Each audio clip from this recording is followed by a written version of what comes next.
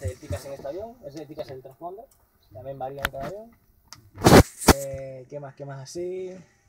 Cuando tú haces el test, también chequear que estos prendan bien, que son importantes. ¿Y qué son esas cosas? ¿Qué es esto? Explícame esto en general, no me digas lo que es cada cosa, sino en general, ¿qué es esto? Bueno, entonces, por aquí puedes tumbar la hidráulica, apagar el motor en caso de emergencia.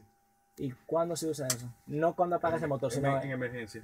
Ok, tú tiras tú haces el drum pull, tú haces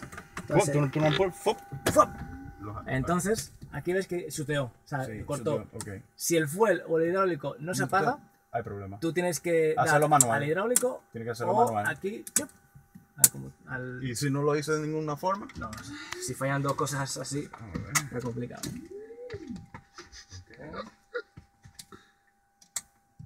No, eso se comprueba, tú metes eso, lo abres de nuevo y se comprueba manual. Eso es un flow de capitán, pero para que tú lo sepas.